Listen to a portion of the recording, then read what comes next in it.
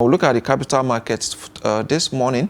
The capital market has been on the upward trajectory since the beginning of the year, apparently picking up from where it ended the year, with the all-share index crossing over 160,000 mark there, and the market cap crossing over 100 trillion naira, the very first time in the history of Nigerian capital markets. Analysts have predicted that the market will continue along this line. Some people said we may hit 200 trillion naira before the end of the year. But don't forget, Nigerian market ended the year as a fourth in Africa and number 5th in the world in terms of capital appreciation.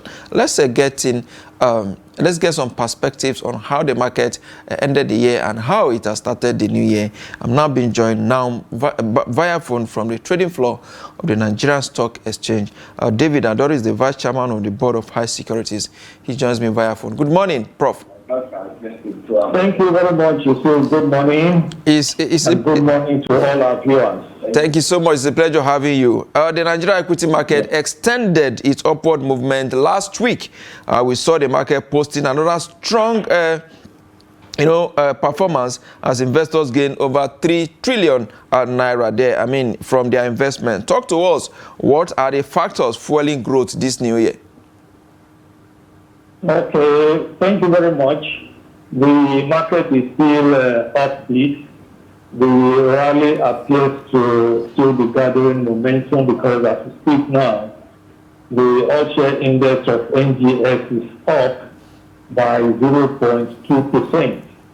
And the volume that has been drawn quite early this morning is 457 million units valued at 4.6 billion naira.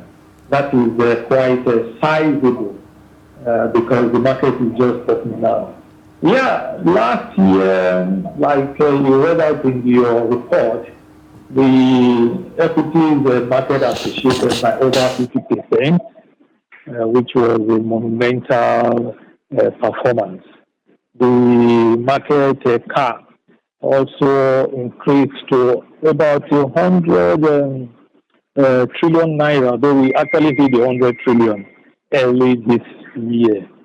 So we are seeing a market that remains firm and still in the rally, what a lot of people now refer to as the tinubu boom, that continued with undiminished intensity. Several factors actually propelled the market in 2025. First, the fundamentals of the market grew stronger as a lot of companies that suffered huge FX losses due to the floating of the naira recovered in 2025. And distributions to investors had increased within the period. Then from the macroeconomic perspective, of course, macroeconomic indicators were all positive, quite in alignment with the forecast.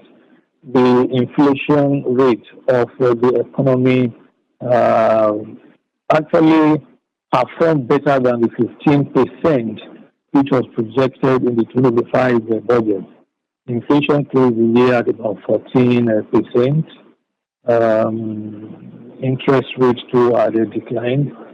Above all, the foreign exchange market was quite stable, and so that attracted a lot of foreign portfolio investment. Remember that before then, a lot of foreign investors' funds were trapped in the Nigerian market, and so the repatriation of those funds also boosted foreign investors' confidence. Last year in 2025, there was an increased onslaught on terrorists. So that onslaught boosted the confidence of both domestic and foreign investors. So last year, so many things worked well for the market, but analysts are even projecting that this year, 2026, will be more eventful for the market, especially the market cap, because we are going to have giants in the economy. Prof, are you there?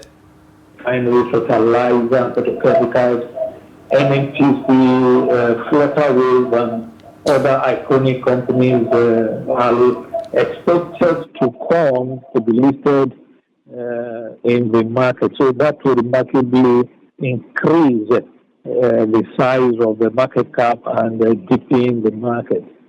So that is a summary of where we are coming from and where we are heading to in the market, Yusuf. That the prospect for the market this year is quite very high. And of course, as you know, the buy interest, do you think it's going to be sustained in many equities? If you look at the fundamentals, there's more like a rotation across key sectors. It does seem that no sector is left out. Yes, all the sectors fired on their full cylinders in 2025, and from what we are seeing now, they are still firing on all cylinders. The index for the banking sector has continued to rise, same as the industrial sector, oil and gas, insurance. All of them are surging. They are increasing in momentum, so far. And there is hope that their performance will even improve this year because, last year they only started emerging from the FS losses, which severely damaged their balance sheets. And so last year, their bottom lines were a little bit suppressed. But this year, having recovered in 2025, they are now going to build on the gains of 2025. Then if you also look at the impact of macroeconomic policies on the market, especially the banking sector, last year was the period when a lot of them recapitalized, and they successfully did that. So they have huge resources in their arsenal to drive their businesses now and create more wealth. So when all these factors are put together, and when you also add the expected increase that Dangote Refinery in particular will add to the market, both in terms of the market cap and also increasing the investment out of the profitable and liquid investment outlets in the market.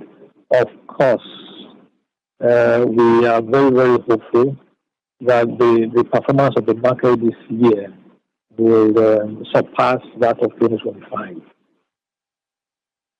Impressive there, but let's look at some of the big cap equities there. The likes of Dangote Cement, which gained 4.3% last week. MTN Nigeria gained 7.6%, and of course Seplat recorded a 10% gain. I mean, so much bargain hunting in these equities. Is there anything about these equities that the public or intending investors need to know? Yeah, some of them are actually cash cows. If you look at NTN, is like another mint in the economy, considering is a clientele base and what public policy has also done to strengthen the revenue base of the company. So that in itself is enough attraction to investors. Then Dangote Cement is actually upbeat because of his involvement in a lot of projects that are ongoing in the country and those that are also expected to come on stream. So not just the Dangote Cement, the building material sector in general. The same thing is dropping off on Boa Cement and Waco or Lafarge, You mentioned the third one. Which one is that again? Can you remind me? Seplat. Yeah, Seplat. Of course, Seplat is consolidating his position in the petroleum industry. and the fundamentals continue to go quite strong. You know, certain strategic ownership changes occurred, wherein Hess Holdings keeping his ownership stake in Seplat. So that has attracted a lot of investors. You know, there is head mentality in the sense that if you have a major insurance investor like Hess Holdings going into a security, you can imagine the impact that will have on such a company. So a lot of people are attracted to Seplat as a result of that. But Seplat continues to deliver in terms of distributions to investors. So that's it. So last week was a week where the big boys came up and dominated the market in addition to exchange traded funds. But today, I think from what we're seeing, it's like exchange traded funds have taken the lead in driving the market. But in terms of volume now, insurance appears to be the volume mover for the market starting this week. Yusuf. Indeed. And before I let you go, Prof, talk to us about the possible outlook for the week. And of course, for today as well, we've seen the market already on the upward trajectory. Talk to us. Do you see the market, returning or maintaining the current pattern so soon? The market is already experiencing a momentum. Although the intensity was very severe at the beginning of the year, in the first few trading days of the year, wherein we saw a very serious surge. But I think as a result of the profit taking, that surge was moderated. But we are seeing a resurgence again because today, quite early, a lot of stocks are on full bid, and the volume that has been done so far is huge compared to what ordinarily should occur at this time of trading. So these are indicative of the fact that we are actually in the week wherein the momentum will be sustained. So I personally believe that the week is going to close positively and high. Remember, you said that we are entering the earnings season, so we have a very strong force now from the fundamental perspective of the market that will drive the market and allow the rally to be sustained throughout this period. All right, just before I let you go, I'm sure we expect some listing this year. You mentioned floater waves and of course Dangote refinery and co. What do you think these big companies will bring to the capital market?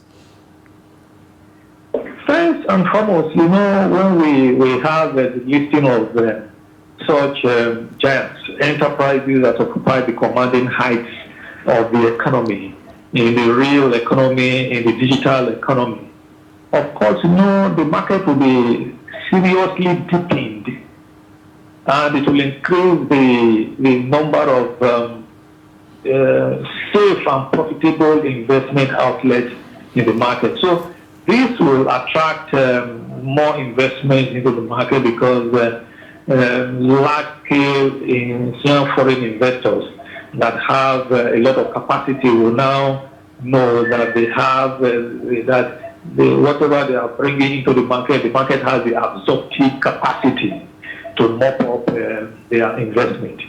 So it's going to be a wonderful development. It will also reduce the risk investors will bear in the market because it will offer a good avenue for diversification and minimization of risk in the Nigerian capital market. Yusuf. Thank you. Indeed, quite impressive there, Mr. David Adonri. We must thank you for your time on Business Daily today and wish you the very best on the trading floor this morning. Thank you so much, David Adonri, Vice Chairman of the Board of Highcap Securities. Thank you very much. Thank you so much. I appreciate it. All right, bye.